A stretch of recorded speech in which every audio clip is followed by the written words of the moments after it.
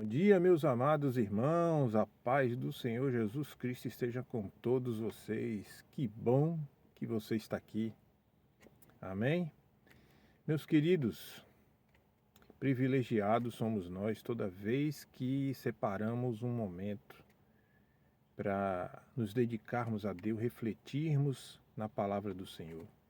Lembre-se que o dízimo é 10% de tudo que Deus lhe dá. Então ele lhe deu 24 horas por dia, no mínimo, 2 horas e 40 minutos para o Senhor. Mas se você ainda não chegou nesse patamar, vamos engatinhar, vamos caminhar gradativamente para crescer nesse número até que, desapercebidamente, a gente ultrapasse essa marca de 10%, porque estar com o Senhor, nos dedicarmos a Ele, é cada dia que passa melhor.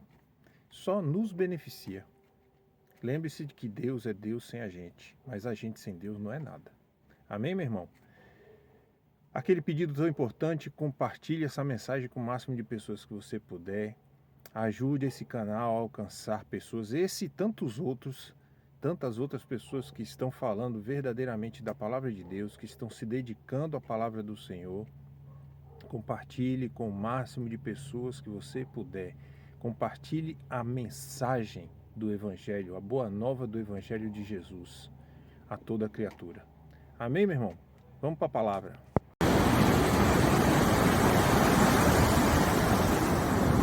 A palavra de hoje está em Romanos capítulo 1, do versículo 24 ao 32. Pelo que também Deus os entregou às concupiscências de seus corações, à imundícia, para desonrarem seus corpos entre si, pois mudaram a verdade de Deus em mentira, e honraram e serviram mais a criatura do que o Criador, que é bendito eternamente. Amém. Pelo que Deus os abandonou às paixões infames, porque até as suas mulheres mudaram o uso natural no contrário à natureza. E semelhantemente também os varões, deixando o uso natural da mulher, se inflamarem sua sensualidade uns para com os outros, varão com varão, cometendo torpeza e recebendo em si mesmo a recompensa que convinha ao seu erro. E como eles não se importaram de ter conhecimento de Deus, assim Deus os entregou a um sentimento perverso, para fazerem coisas que não convêm, estando cheios de toda a iniquidade, prostituição, malícia, avareza, maldade, cheios de inveja, homicídio, contenda, engano, malignidade, sendo murmuradores, detratores, aborrecedores de Deus, injuriadores, soberbos, presunçosos, inventores de males, desobedientes aos pais e às mães, nécios, infiéis nos contratos, sem afeição natural, irreconciliáveis, sem misericórdia, os quais, conhecendo a justiça de Deus, que são dignos de morte, os que tais coisas praticam, não somente as fazem, mas também consentem aos que as fazem. Meus irmãos, essa palavra vem junto com um chicote. A palavra diz, em resumo, que o ser humano quis transformar a verdade de Deus em mentira. E ela vem com um chicote. Foi uma coisa que me tocou profundamente, porque ela diz o seguinte, junto a uma outra passagem da Bíblia que diz assim, a de que reclama o homem de seus próprios pecados. Uma palavra reafirma a outra, porque ela está reafirmando aqui que tudo que nós passamos de ruim vem de nossas escolhas erradas, ou seja, de nossas escolhas sem Deus, sem a sabedoria que vem do alto. Quando o homem imaginou e se colocou num patamar de ser maior que o Criador, criatura ser maior que o Criador, toda a recompensa disso vem junto. Então, para alguns que reclamam da vida que está vivendo, né, do quão ruim está a vida, Ué, e o que você está fazendo para que ela seja boa? Tem muita gente que reclama do que está acontecendo à volta, à sua própria volta, mas aí eu faço a pergunta que eu já devo ter feito em alguma outra reflexão que fizemos juntos. O que que você está dando? Se você está recebendo o que está recebendo e não está agradável, vá procurar saber o que é que você está dando. E uma outra coisa, essa passagem hoje em dia, ela é muito importante e ela é muito. Tem gente que está contradizendo muito essa passagem. Hoje em dia existem as Bíblias de conveniência, né? Principalmente por conta das evoluções, né, que o ser humano tem feito. E justamente o que está dizendo aqui, mais de 2000 anos atrás, a palavra de Deus já falava de tudo isso que ia acontecer, porque já acontecia lá naquela época. E por isso que diz assim, ó, tá ouvindo alguma coisa a respeito de Deus, investigue à luz da palavra de Deus. Porque quem vai te dar o esclarecimento é a palavra do Senhor. Se o que você está ouvindo tiver, sabe, bater com o que você está lendo aqui, escute, ouça. Mas se não, se for distorção, faça como Jesus fez quando Pedro disse que ele não tinha que ser crucificado, que ele disse: arreda para trás de mim, Satanás, porque a vontade de meu Pai tem que ser feita. E uma outra coisa que fala aqui é sobre, porque diz não, na verdade, quando a gente rejeita a presença de Deus em nossa vida, ou seja, a presença do nosso Criador, quando a gente abre mão disso, achando-se autossuficiente para viver sem Deus, por si só, a gente procura adorar alguma outra coisa. Porque é da natureza do ser humano adorar algo. Mas nós fomos feitos para adorar o Criador, ou seja, a Deus que nos criou. Tem gente que deturpa isso, que distorce isso e fala que Deus obriga a gente a adorar Ele, a amar Ele. Não, não é uma obrigação.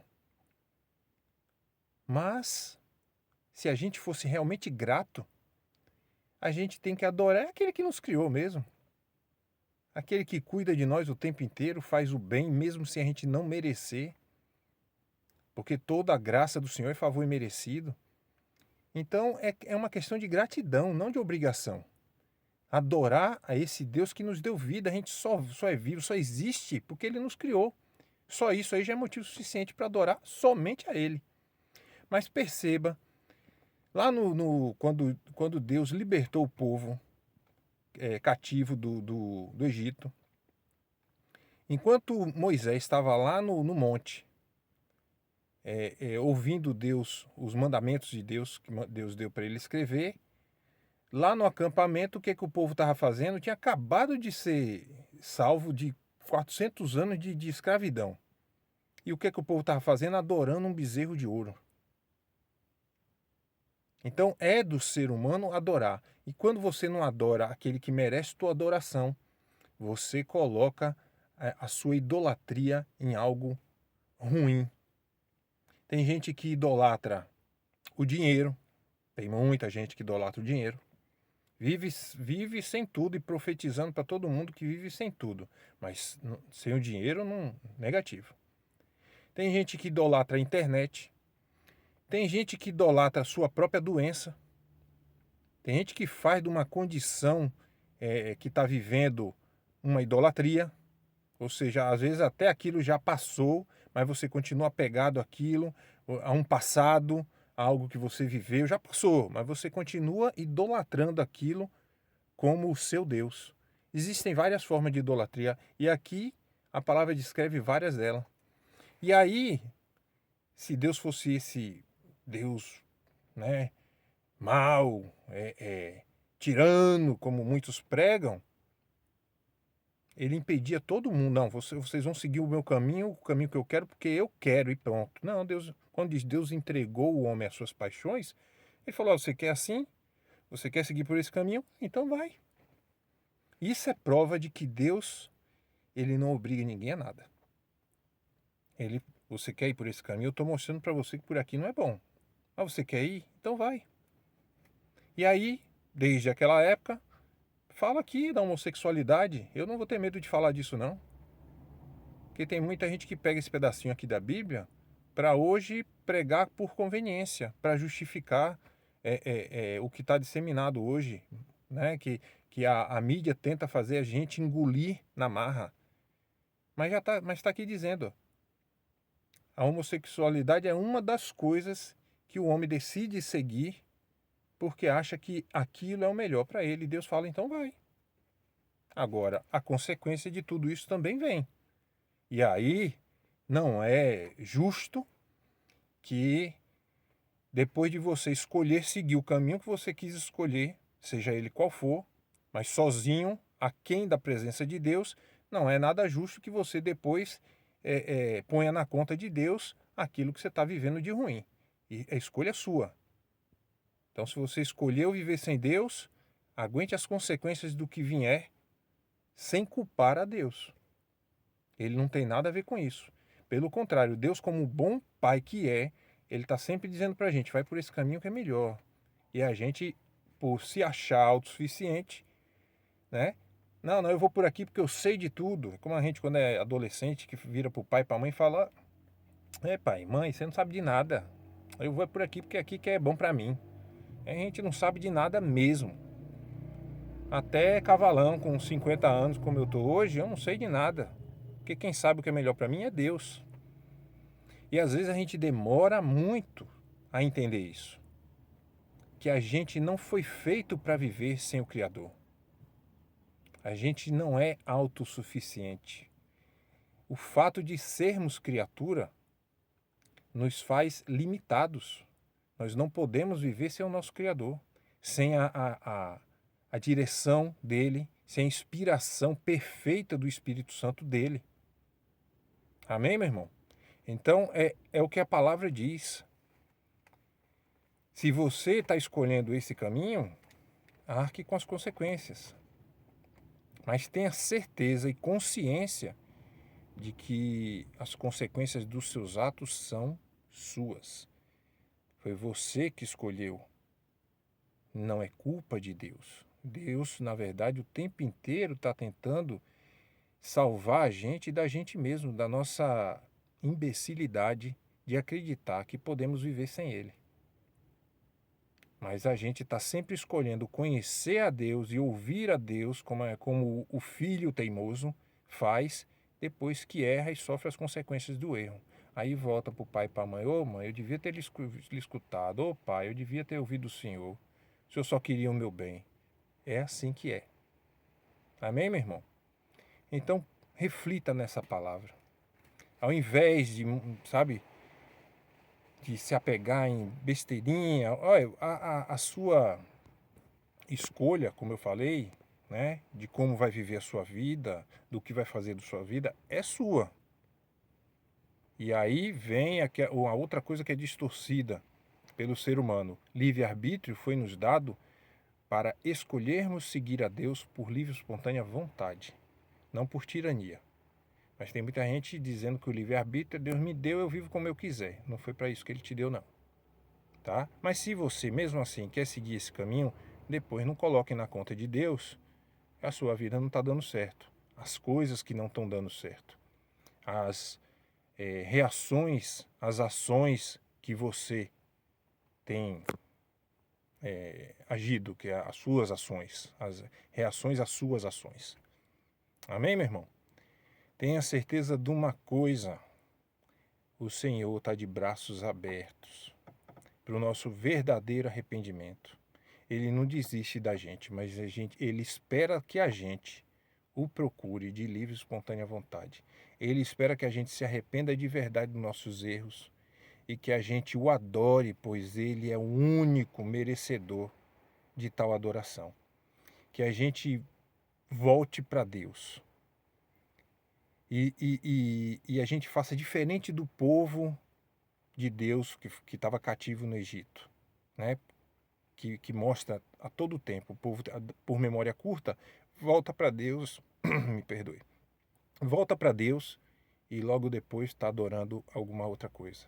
Ou um Deus criado por homens, ou, como eu falei, os deuses do mundo de hoje em dia, entendeu? Vamos abrir mão de tudo isso. Vamos abrir mão de todos esses deuses imaginários e reais que a gente cria ao longo da nossa vida e dar a devida adoração ao único Deus que verdadeiramente existe e é por nós. Então, se você tem... O dinheiro é bom, mas sem Deus ele não é nada. Você vai descobrir isso no decorrer da sua vida. Porque a verdadeira satisfação só quem te dá é aquele que tem para dar. As coisas do mundo nos causam satisfações passageiras. Passa, mas o que vem de Deus, permanece. E é atrás disso que a gente tem que ir. Então, dinheiro é bom, mas não é tudo.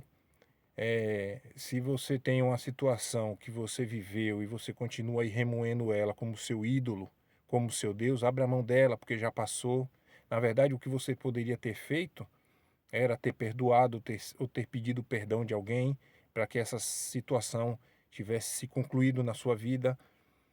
Se você tem uma enfermidade, né, daquelas que, entre aspas, não tem cura, toda enfermidade com Deus tem cura.